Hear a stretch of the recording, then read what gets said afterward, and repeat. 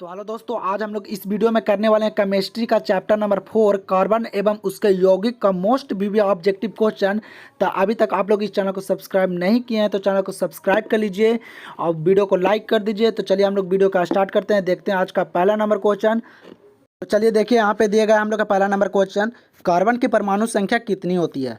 हम लोग का पहला नंबर क्वेश्चन कर रहा है कि कार्बन की परमाणु संख्या कितनी होती है। ऑप्शन ए में देगा है 2, ऑप्शन बी में देगा है 5, ऑप्शन सी में देगा है 6, ऑप्शन डी में देगा 8। तो बताइए कि कार्बन की परमाणु संख्या होती है वह कितनी होती है। तो हम लोग जानते हैं कि जो कार्बन की परमाणु संख्या होती है वह होती है 6 होती है। इसका राइट आंसर क्या हो जाएगा, ऑप्शन नंबर सी। हम लोग के नेक्स्ट क्वेश्चन, दूसरा नंबर क्वेश्चन देगा कि सरलतम हाइड्रोकार्बन, इसमें बताना कि कौन है जो सरलतम हाइड्रोकार्बन है। पहला ऑप्शन में देगा मीथेन, बी ऑप्शन में देगा इथेन, सी ऑप्शन में देगा प्रोपेन और डी ऑप्शन में देगा ब्यूटेन। तो जो सरलतम हाइड्रोकार्बन है वह है मीथेन है। इसका राइट आंसर हो जाएगा ऑप्शन नंबर ए। तो हम लोग के यहाँ पे तीसरा नंबर क्वेश्चन देगा, बहुत ही वीवी है क्वेश्चन दिया कि कार्बन हाइड्रोजन से सहयोग कर बनाता है। यहाँ पे कह रहा है कि जो कार्बन है वह हाइड्रोजन से सहयोग करके क्या बनाता है। ठीक, तो यहाँ पे ऑप्शन ए में देगा आयनिक यौगिक, ऑप्शन बी में देगा हाइड्रोकार्बन, ऑप्शन सी में देगा हाइड्रोजन और ऑप्शन डी में देगा अम्लराज। तो हम लोग जानते हैं कि कार्बन हाइड्रोजन से जो सहयोग करता है, कार्बन हाइड्रोजन से जब सहयोग करेगा तो वह हाइड्रोकार्बन बनाएगा। इसका राइट आंसर हो जाएगा ऑप्शन नंबर बी। तो चलिए हम लोग के अगला क्वेश्चन यहाँ पे दिया गया है, चौथा नंबर क्वेश्चन दिया गया है, वायुमंडल में CO2 गैस की उपस्थिति है। यहाँ पे कह रहा है कि वायुमंडल में CO2 गैस की जो उपस्थिति है वह कितना है। मतलब कह रहे हैं वायुमंडल में जो कार्बन डाइऑक्साइड है वह कितना % है। ऑप्शन ए में देगा 0.01%, ऑप्शन बी में देगा 0.05%, ऑप्शन सी में देगा 0.03%, ऑप्शन डी में देगा 0.02%। तो वायुमंडल में जो कार्बन डाइऑक्साइड है वह 0.03% है। इसका राइट आंसर हो जाएगा ऑप्शन नंबर सी। तो आप लोग अभी तक इस चैनल को सब्सक्राइब नहीं किए तो चैनल को सब्सक्राइब कर लिए। तो चलिए हम लोग पाँचवा नंबर क्वेश्चन देखते हैं। तो पाँचवा नंबर हम लोग क्वेश्चन दिया गया कि सल्फ्यूरिक अम्ल का अणुसूत्र होता है। ये भी क्वेश्चन बहुत बार पूछा गया क्वेश्चन है कि सल्फ्यूरिक अम्ल का अणुसूत्र होता है। तो हम जानते हैं कि जो सल्फ्यूरिक अम्ल का जो अणुसूत्र होता है वह होता है H2SO4 होता है। इसका राइट आंसर हो जाएगा ऑप्शन नंबर बी। तो चलिए हम लोग नेक्स्ट क्वेश्चन देख लेते हैं। आप छठा नंबर क्वेश्चन, तो हम लोग यहाँ पे छठा नंबर क्वेश्चन देगा कार्बोक्सिलिक एसिड समूह कौन है। इसमें बताना कि कार्बोक्सिलिक एसिड समूह है वह कौन है। तो पहला ऑप्शन में देख लेते हैं, पहला ऑप्शन में दिया -CHO। तो हम बताते हैं कि जो -CHO है वह है एल्डिहाइड समूह है। और फिर सी ऑप्शन में दिया है -CO, जो -CO है वह है कार्बोनिल समूह, इसको बोला जाता है। और डी ऑप्शन में जो दिया गया है -NH2, जो ई है यह है एमिनो समूह है। तो यहाँ पे पूछा कि कार्बोक्सिलिक एसिड समूह कौन है। जो इसका राइट आंसर हो जाएगा वो हो जाएगा ऑप्शन नंबर बी -COOH हो जाएगा। तो हम बता देते हैं कि क्रियाशील समूह है वो उसको अच्छे से याद कर लीजिए, इससे बहुत सारा क्वेश्चन जो ऑब्जेक्टिव में जो 1 से 2 क्वेश्चन आ सकता है। तो चलिए हम लोग यहाँ पे अगला क्वेश्चन दिया गया, यहाँ पे निम्नलिखित में से कौन असंतृप्त हाइड्रोकार्बन है। कह रहा है यहाँ पे कि निम्नलिखित में से कौन असंतृप्त हाइड्रोकार्बन है। पहला ऑप्शन में देगा है मेथेन, दूसरा ऑप्शन में देगा एथेन और तीसरा ऑप्शन में देगा एथीन और चौथा ऑप्शन में देगा इनमें सभी। तो हम बता देते हैं कि जो इनमें से जो असंतृप्त हाइड्रोकार्बन है वह है एथेन है। इसका राइट आंसर हो जाएगा ऑप्शन नंबर बी। तो हम लोग के अगला क्वेश्चन देगा, 8वां नंबर क्वेश्चन देगा, निम्न में कौन विजातीय पदार्थ है। कह रहा है कि इनमें कौन है जो विजातीय पदार्थ है। पहला ऑप्शन में देगा चूना पत्थर, बी ऑप्शन में देगा खड़िया, ऑप्शन सी में देगा संगमरमर, ऑप्शन डी में देगा नमक। तो हम बता देते हैं कि जो विजातीय पदार्थ है वह है इसमें नमक है। जो इसका राइट आंसर हो जाएगा वो हो जाएगा ऑप्शन नंबर डी हो जाएगा। तो चलिए हम लोग अब नेक्स्ट क्वेश्चन देखते हैं।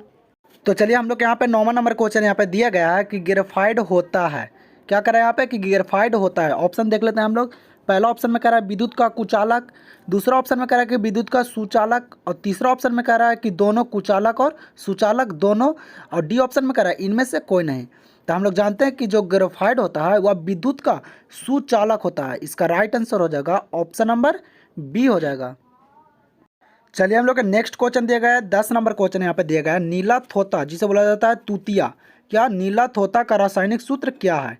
यहाँ पे बहुत ही वीवीआई क्वेश्चन है कि नीला थोता का रासायनिक सूत्र क्या है। ऑप्शन ए में देगा CuSO4 × 7H2O, ऑप्शन बी में देगा CuSO4 × 5H2O, ऑप्शन सी में देगा CuSO4 × 4H2O, ऑप्शन डी में देगा CuSO4 इंटू 10H2O। तो हम लोग जानते हैं कि जो नीला थोथा का जो सूत्र होता है, रासायनिक सूत्र, वह होता है CuSO4 इंटू 5H2O। इसका राइट आंसर हो जाएगा ऑप्शन नंबर बी। ये क्वेश्चन बहुत बार आ चुका है बिहार बोर्ड मैट्रिक परीक्षा में। तो चलिए हम लोग 11 नंबर क्वेश्चन देखते हैं। तो चलिए यहाँ पे क्वेश्चन दिया गया है कि नाइट्रोजन अणु में कितने सहसंयोजक बंधन होते हैं। कह रहा है यहाँ पे कि नाइट्रोजन अणु है उसमें कितने सहसंयोजक बंधन होते हैं। ऑप्शन ए में देगा 1, ऑप्शन बी में देगा 2, ऑप्शन सी में देगा 3 और ऑप्शन डी में देगा 4। तो जानते हैं कि नाइट्रोजन अणु में जो सहसंयोजक बंधन होते हैं वह होते हैं 3 होते हैं। इसका राइट आंसर हो जाएगा ऑप्शन नंबर सी हो जाएगा। तो हम लोग के यहाँ पे अगला नंबर क्वेश्चन दिया गया है 12 नंबर क्वेश्चन, संगमरमर का रासायनिक सूत्र क्या है। यहाँ पे कह रहा है कि संगमरमर का रासायनिक सूत्र क्या है।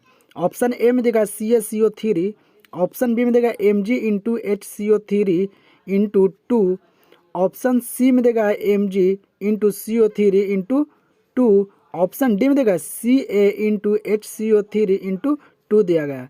तो हम लोग जानते हैं कि संगमरमर का जो रासायनिक सूत्र होता है वह होता है CaCO3 होता है। इसका राइट आंसर क्या हो जाएगा, ऑप्शन नंबर ए हो जाएगा। चलिए तो अगला क्वेश्चन हम लोग को दिया गया यहाँ पे 13 नंबर क्वेश्चन, ग्लूकोज में कार्बन के कितने अणु होते हैं। यहाँ पे कह रहा है कि जो ग्लूकोज है इसमें कार्बन के कितने अणु होते हैं। तो हम लोग जानते हैं कि जो ग्लूकोज का सूत्र होता है वह होता है C6H12O6 होता है। तो देखिए इसमें कि कार्बन जो है कितना है, तो देखिए यहाँ पे C6 है, कार्बन है जो 6 है।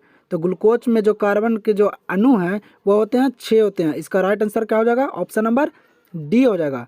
अगर इसमें पूछे कि ऑक्सीजन कितना है तो ऑक्सीजन 6 है, हाइड्रोजन कितना है तो हाइड्रोजन कितना है 12 है।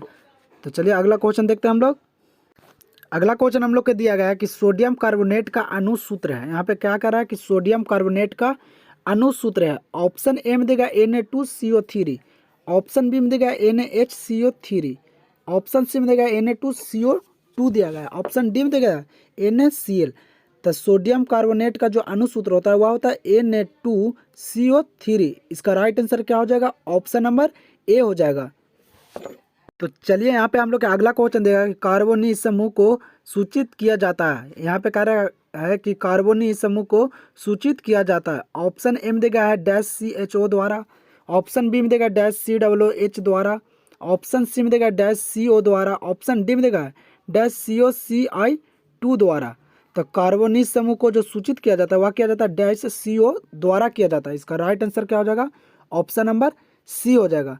तो अभी तक आप लोग इस चैनल को सब्सक्राइब नहीं किए हैं तो चैनल को सब्सक्राइब कर लीजिए। तो चलिए हम लोग 16 नंबर क्वेश्चन देखते हैं। चलिए तो हम लोग का अगला क्वेश्चन दिया गया यहाँ पे 16 नंबर क्वेश्चन कर रहा है यहाँ पे कि प्राकृतिक गैस का मुख्य अवयव होता है।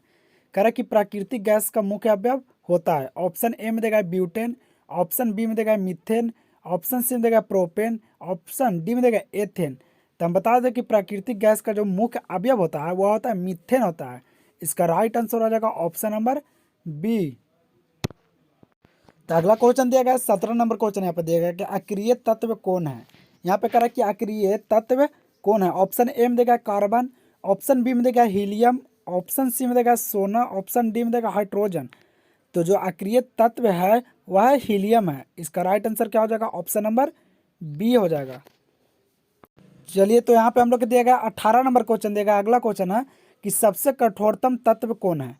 यहाँ पे कह रहा है कि जो सबसे कठोरतम तत्व कौन है। यहाँ पे ऑप्शन दिया गया है, 4 ऑप्शन दिया गया है, इसमें से बताना कि सबसे जो कठोर तत्व है वह कौन है। ऑप्शन ए में देगा पत्थर, ऑप्शन बी में देगा हीरा, ऑप्शन सी में देगा कार्बन और ऑप्शन डी में देगा ऑक्सीजन। जो सबसे कठोर तत्व है वह है हीरा है, जो पत्थर से भी कठोरतम होता है। तो इसका राइट आंसर हो जाएगा ऑप्शन नंबर बी, हीरा। तो हम लोग के यहाँ पे अगला क्वेश्चन दिया गया है 19 नंबर क्वेश्चन कि जैव गैस के मुख्य अवयव होते हैं। वहाँ पे कह रहा था कि प्राकृतिक गैस का मुख्य अवयव होते हैं, यहाँ पे कह रहा है कि जैव गैस के मुख्य अवयव होते हैं। ऑप्शन ए में दिया गया है ब्यूटेन, ऑप्शन बी में देगा प्रोपेन, ऑप्शन सी में देगा मीथेन, ऑप्शन डी में देगा एथेन। तो जैव गैस का जो मुख्य अवयव होता है वह होता है मीथेन होता है। इसका राइट आंसर क्या हो जाएगा, ऑप्शन नंबर सी हो जाएगा। चलिए नेक्स्ट क्वेश्चन देखते हैं हम लोग। तो हम लोग के यहाँ पे अगला क्वेश्चन दिया गया 20 नंबर क्वेश्चन कि एथेनॉल जिसको बोला जाता है अल्कोहल। यहाँ पे कह रहा है कि एथेनॉल का क्रियाशील मूलक है। इसमें बताना क्या है कि जो एथेनॉल है उसका जो क्रियाशील मूलक है वह कौन सा है। जिसको अल्कोहल भी कहते हैं, चाहे यहाँ पे दे देगा ऐसे कि अल्कोहल का क्रियाशील मूलक क्या है। तो चलिए देखते हैं, यहाँ पे पहला ऑप्शन में देगा है डैश ओ एच, दूसरा ऑप्शन में देगा है डैश सी एच ओ, और तीसरा ऑप्शन में देगा है dash C W O H, और चौथा ऑप्शन में देगा है 7CO। तो हम लोग जानते हैं कि एथेनॉल या अल्कोहल का जो क्रियाशील मूलक होता है वह होता है ओ एच होता है। क्या होता है? डैश ओ एच होता है। इसका राइट आंसर क्या हो जाएगा? ऑप्शन नंबर ए हो जाएगा। तो आप लोग अभी तक इस चैनल को सब्सक्राइब नहीं किए तो चैनल को सब्सक्राइब कर लीजिए, बेल आइकन दबा दीजिए। वीडियो अच्छा लगे तो वीडियो को लाइक कर दीजिए, और अनोखा क्लासेस चैनल को सब्सक्राइब कर लीजिए, क्योंकि इस पे ऑल सब्जेक्ट की ऑब्जेक्टिव की तैयारी कराई जाती है, बिहार बोर्ड मैट्रिक परीक्षा की। तो चलिए हम लोग मिलते हैं अब नेक्स्ट वीडियो में।